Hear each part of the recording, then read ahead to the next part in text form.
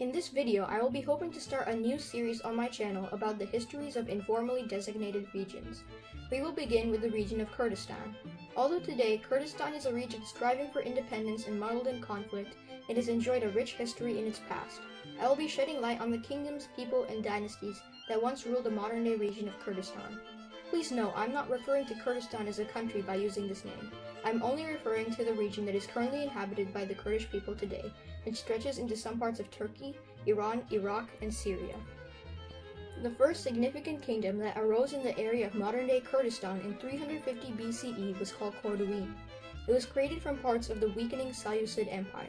It ruled in the area around Lake Van in southeastern Turkey, and its borders extended close to the Tigris River in Mesopotamia. The minuscule stretch of land that it occupied was desired by both the expanding Romans and their adversaries, the Parthians, to the east. In total, the kingdom of Corduene bounced between these two powerhouses a total of 5 times. Also, it was likely from this word that the name Kurd comes from today, although some dispute the name is of older Sumerian origin. Fast forwarding over 1,000 years to the early 12th century AD, we find a collection of Kurdish-speaking kingdoms that straddle the border between modern-day Iran and Iraq. These were the first Kurdish kingdoms to practice Islam. One of these, the Ayyappa Dynasty, greatly expanded their empire to include parts of southern Iraq.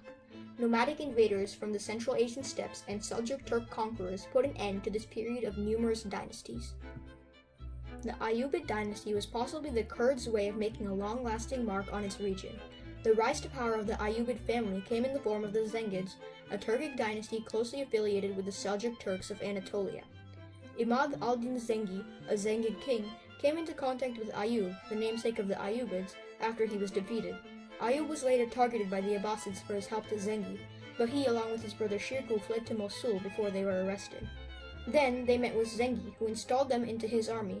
Zengi's successor, Nur ad-Din, stationed Ayyub and his brother in Egypt, which was becoming harder for them to control. In Egypt, Saladin, Ayyub's son, was installed as vizier to the ruling Fatimids. Saladin eventually rebelled against them. Saladin successfully created his new dynasty. As a simple rebel, he did not have a large amount of wealth, but was equipped with 500 men. They began their conquest by looking to the region of Cyrenaica, inhabited by Bedouin tribes. Saladin demanded taxes from the people to avoid an attack. He was forced to attack, and successfully took control of Cyrenaica, and then began to expand towards the region of Nubia. The city of Aswan was successfully conquered with the help of former Fatimid Nubian soldiers, and with reinforcements sent by Saladin. Turan Shah, the brother of Saladin, set out to conquer the Hijaz Strip, a narrow piece of coastal land on the eastern coast of the Red Sea, extending from the Sinai Peninsula in the west to Yemen in the east. This region also included the 2 holy Islamic cities of Mecca and Medina. Turan Shah easily ousted the Hamdanid rulers from Yemen, and thus the Ayyubid dynasty had established complete dominance over trade on the Red Sea. Saladin had established his rule over numerous cities in Syria, including Damascus. However, after news of the Crusader kingdom of Jerusalem's expansion into Palestine, Saladin focused his army there. Meanwhile, his brother Al-Adil, who was governing Egypt at the time, was faced with 2 rebellions, which, thankfully for Saladin, were put down, letting him focus on his efforts of regaining the Levant. This campaign in Palestine ended somewhat in a stalemate, with Saladin being defeated on his first raid, but later coming back and destroying several Crusader castles. After allying with the Zengids to help gain the trust of the people of Aleppo, Saladin finally incorporated the city into his empire. Lastly, Saladin hoped to gain control over the city of Mosul, which he thought was the last significant Muslim power that threatened his dominance in Arabia. Unfortunately, this raid was unsuccessful, and Saladin was unable to conquer Mesopotamia. Once again, Saladin hoped to destroy Crusader dominance in the Levant, and launch campaigns in the area of modern-day Israel. Levantine cities were easily won back by Saladin, and he had finally reached his goal of retaining Muslim dominance in the region of the Levant. One exception was the city of Tyre, which was under a large amount of pressure from Saladin's army to surrender, but was fiercely independent, forcing the troops to be withdrawn. Many factors contributed to the decline of the Ayyubid dynasty, as there is with nearly all other kingdoms throughout history. Beginning with the Third Crusade, the Ayyubids lost cities along the Mediterranean coast. Similar to so many others, Saladin's sons were quarreling amongst each other for power following his death, which led to unstable leadership, and the empire not doling out an apt response for any other troubles throughout its territory. So, there were local leaders that declared their cities independent from the Ayyubids. Al-Adil, the brother of Saladin, took charge of the kingdom and began to put down the rebellions. Al-Abdal, the oldest son of Saladin and the king of the Ayyubids, was challenged by Al-Adil for the throne of the Ayyappa Dynasty. Al-Adil eventually emerged victorious. Al-Adil engaged in a war with the kingdom of Georgia for the region of eastern Anatolia. The two belligerents signed a peace treaty and left the region in the hands of the Ayyubids. The Khwarezmians, a kingdom that ruled over Persia, began encroaching on the eastern territories of the Ayyubids, while local rulers took back the region of Yemen.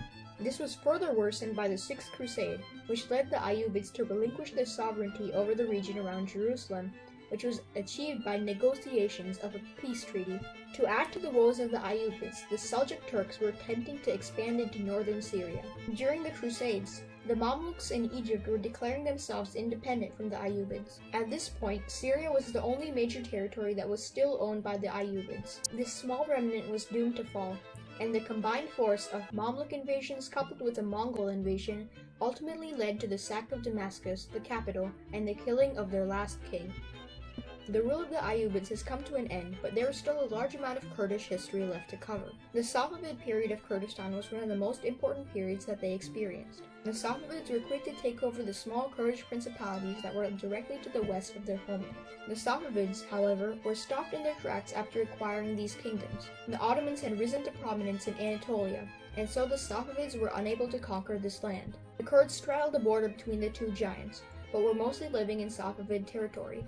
So, the Safavids engaged in a mass transportation project in which they transported many Kurds away from the border region and into the core of the empire.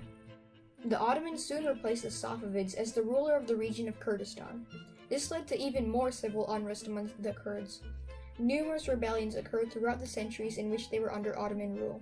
It began with Kurds inhabiting the region of Syria, then the Yazidis, a Kurdish subgroup inhabiting western Iran, and lastly a much larger rebellion created by multiple wealthy Kurdish families.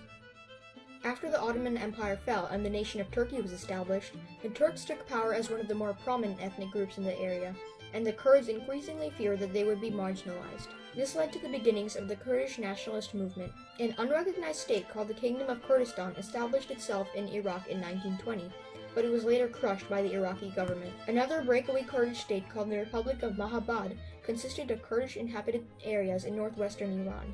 This conflict about the Kurds has continued to the modern day, and Kurdish minorities in the countries of Turkey, Iraq, Iran, and Syria have pushed to be independent.